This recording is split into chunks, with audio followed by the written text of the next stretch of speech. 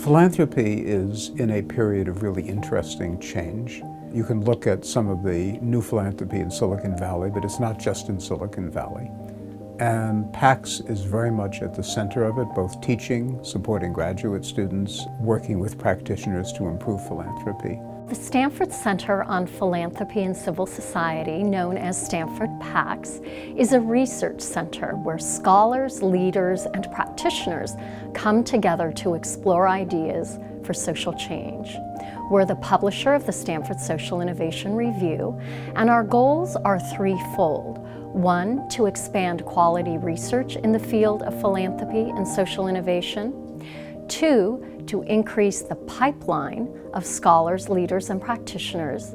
And three, to improve the practice and effectiveness of philanthropy and social innovation. We can take the incredible theories and frameworks and original research that we had the potential to create at Stanford University and help them influence and inform those of us who are actually investing our time and our money in touching and transforming lives. We have the opportunity to shape the way the millennial generation thinks about giving, which will be very, very different than previous generations. And I think sitting here at Stanford in the middle of Silicon Valley gives us a perspective on how technology itself is evolving that'll shape and inform a lot of the way they'll give.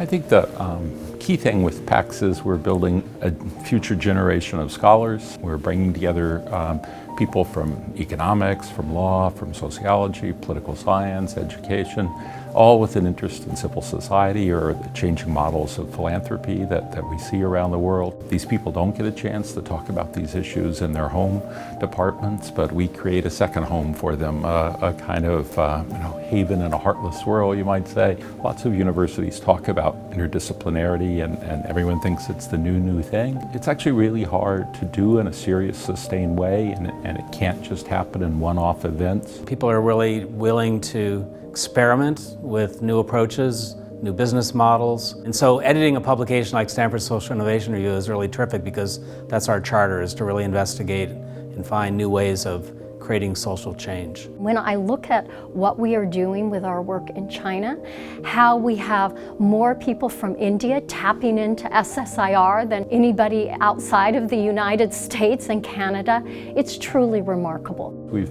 been involved in building a digital archive lab of nonprofit and social sector organizations in China.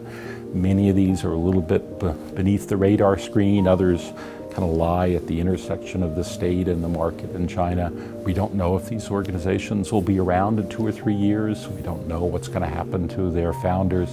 But the idea is we have an opportunity to capture them now. One of the things that's so exciting about working at a university in general is the idea that you have faculty, you have undergraduates, you have postdoctoral scholars, you have graduate students, you have visitors to the university, you have companies coming in.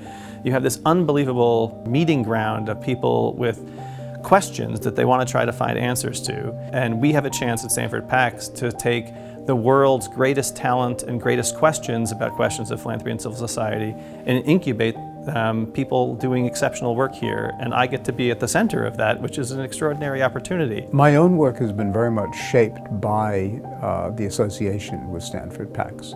For example, I've done research and writing and teaching on strategy and philanthropy, on philanthropic impact, on impact investing, and all of those are issues of concern to Stanford PACS because these are real live issues in the world of philanthropy. Typically, you're sort of siloed in academia. You can only study things from a particular discipline or the lens that you are trained in. So what PACS gave me the chance to do was to bring together all these different approaches of economics and political science and sociology. It just absolutely changed the way I was thinking about it and my research trajectory after that. It's really a unique kind of experience. There's nothing like it actually in academia.